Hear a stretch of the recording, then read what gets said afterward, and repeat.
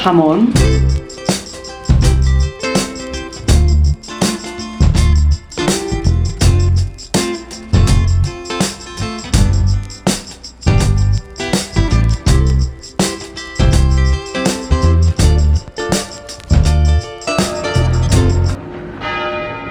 It's the ding dong.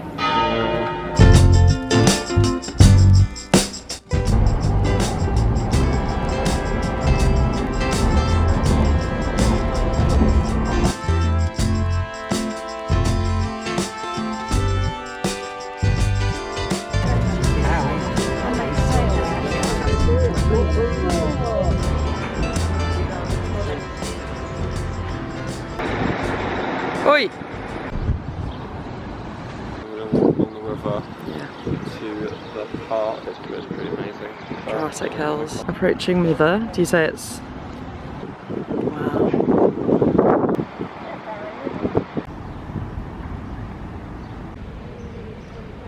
First impressions of Bilbao. Extremely positive.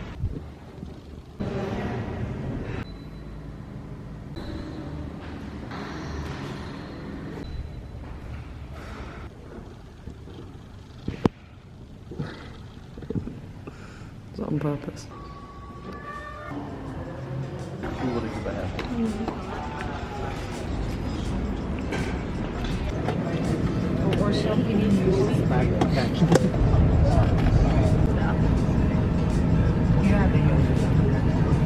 Oh my gosh.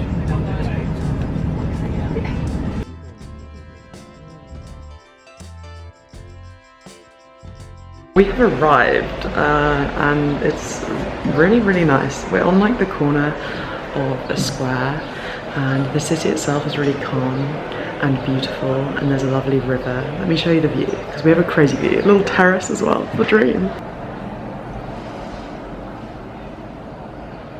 Okay, we really need to shower because I think I'm like the stinkiest I've ever been. And then we're gonna go out for, is it Korean food? I think it is Korean food and beers. Also, because this is technically a reading vlog, definitely not just a holiday vlog. I have been reading Crying in H Mart. I had already started it before I came on this trip, but obviously it was quite useful today where we had quite a lot of travel. And it's a really beautiful book. I love it so much. There's something about memoirs where when they are good, the writing feels so unpretentious. And I just think sometimes like when someone's actually talking about their life, like the tone of voice feels a lot more effortless, which makes sense. But I do think if I were to write a memoir, I would like panic, make it, I don't know, a bit pretentious. But no, it's beautiful and it's unfortunately very relatable as well. Stunning book. Have I said what it's about? It is written by Michelle Zauner, who is I think she's the only person in Japanese Breakfast, which I actually had some Japanese breakfast songs, but she is a Korean American woman and her dad is white American, her mum is Korean, and her mum died when she was like 25 of pancreatic cancer. And the memoir follows that, but a really lovely thing and a like theme throughout this book is food. And she obviously talks a lot about her heritage as someone who is Korean but also American, and like the challenges that come with that, but also like as her mum is dying, there's a lot of really like powerful stuff around food because it's how they bonded, and she feels kind of too white to be Korean but like too Korean to be white and to fit in with all the people in her class and stuff living in America. So there's like a lot to it and it's just a really lovely story. Obviously really sad as well. We'll see how it goes. I'm like halfway through and just absolutely loving it. I think this is gonna be like a 4 or 5 stars, to be honest. Also, when I travel, I bring very little jewelry out with me because I wear so little anyway. I've just trained myself to not get overexcited. But speaking of mothers, I do want to show you these. They're basically paper mache earrings that my mum bought me on holiday once, but they sort of don't look paper mache. I'm gonna show you.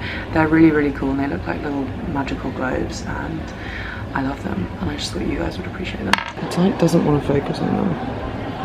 Focus. Focus on the earrings. And focus. There we go. See? Stunning.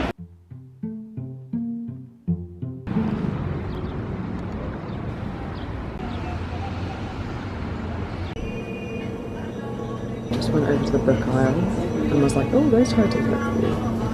But I don't speak Spanish. Thankfully I remember that in time.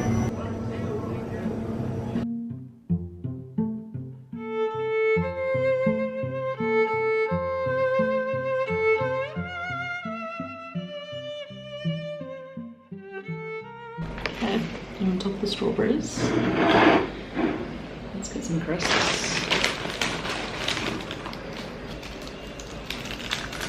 Oh no. Quick update on the reading actually. So I'm nearing the end, but it's really incredible. She goes into so much detail about the kind of end of her mum's life and then the funeral, and I'm almost surprised that she remembers the detail, let alone is able to articulate it. So yeah, it's just really incredibly written, and I'm, I don't know, pretty in awe of the skill, and I guess just the general, like, being that emotionally engaged. But yeah, very beautifully written.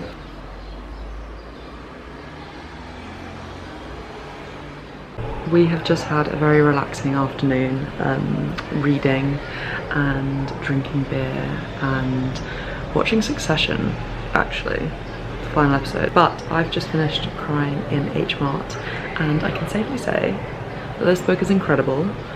It's so moving. The descriptions of food are so vivid. I absolutely love it. It makes me want to do loads of Korean cooking and kind of learn more about it. But yeah, it's just an incredibly powerful book with no pretension. I still cannot believe like anyone can write that well about grief. Just incredible, and you've got to read it. And I feel like you don't have any excuses because it's only 200 something pages long. So get it to the top of your TBR. I demand it. Next up is Convenience Store Women, which is on my Kindle. There may be other things on my Kindle, but I think that's the one I'm going to read next. I can't remember. Anyway. Out by the child.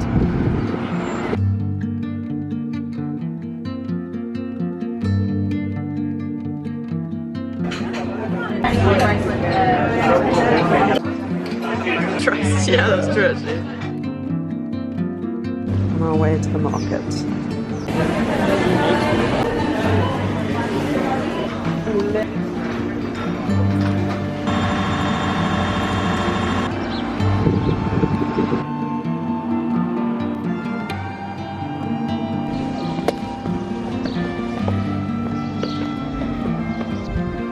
Wait up.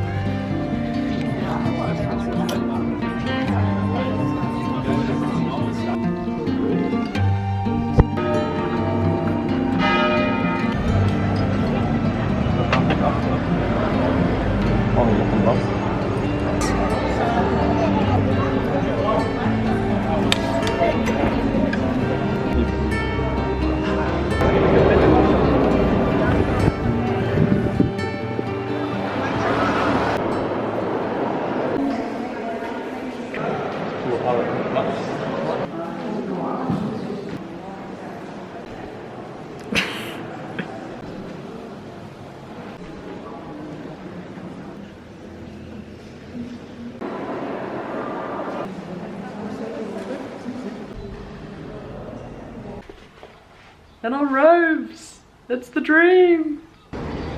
Oh, this is a really fun... Look at that, that's stained glass. the record show after you ran so much further than me. I just thought I'd get Bilbao at night. Us at night. Slightly tipsy.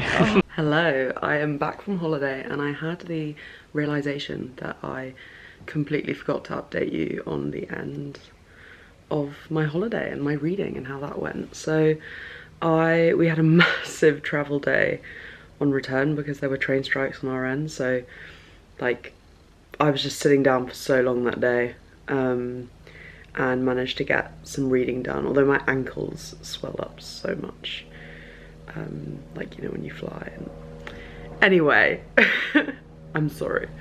So I finished Convenience Store Woman and I did, like, it was quite easy to read, and I do recommend it because it is a short book and it has, like, it's kind of strange in a good way, and sometimes it's fun to slightly refresh your palette with something a little bit unexpected, and it definitely was that. But, and I don't want to spoil too much, but it was just a little bit disappointing in the end, and I feel like there was meant to be a message somewhere and I didn't get the full message. But all in all, quite a fun little book, and I enjoyed how your protagonist is. I don't think it's ever explicitly said, but it's heavily implied that she's autistic, and so I feel like it was really enjoyable and also like cool to be reading a book where you're really delving into the mind of someone who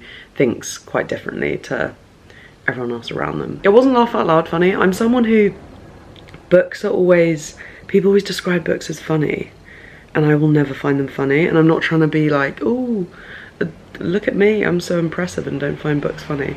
But I'm just not a laugh out loud at a book person, and I'm yet to laugh out loud at a book. And I would describe a lot of books I more feel are humorous rather than funny, and this book was definitely just a little bit humorous, because you have a lot of funny little small, you know, misunderstandings or different little viewpoints that add a bit of quirk, add a bit of humour. I also really enjoyed the kind of detailed descriptions of the things in the convenience store. I'm obsessed with supermarkets, and I find it weird as well because the two books that I read in full on holiday, both of them have supermarkets in the name, and it's just kind of such a random niche that I've delved down in. Having said that, the books are so different. But yeah, I've now started reading The Idiot on Kindle, which maybe it was a mistake because The Idiot is actually quite long, and Kindle obviously deceives you on that front. I'm enjoying it so far, but I'm a little bit worried because I know that it's had a bit of a mixed reception, and not in like a hot topic controversial kind of way. I feel like some people just didn't enjoy it that much. I hope I fall into the camp of people who really enjoy it, because I'm always a little bit nervous when the book is a bit longer. Obviously not finishing a book is really annoying, but then equally it can be frustrating to just like trudge through something because you feel like you should finish it. But I am enjoying it so far. It is about a woman who's just started at Harvard University. I think it develops into a kind of summer pen pal situation, but so far she's kind of choosing her classes and meeting people, and to be fair, I am enjoying it. I think our protagonist is clearly quite different from her peers, not in like a I'm different kind of way, but some of the little tangents it goes on I'm quite enjoying so far. What's a recent one? A recent one is just like her talking about how she feels like she doesn't have any opinions anymore, and she used to have opinions, now she doesn't, and so that's a little, and you get a lot of those little tangents. Other than that, I mean, it's long. I'm not going to finish it before the end of this vlog, I'm afraid. I'll let you know in another video how it goes. Thank you for watching. I hope you enjoyed this video. I will see you in the next one. Have a good week. Goodbye.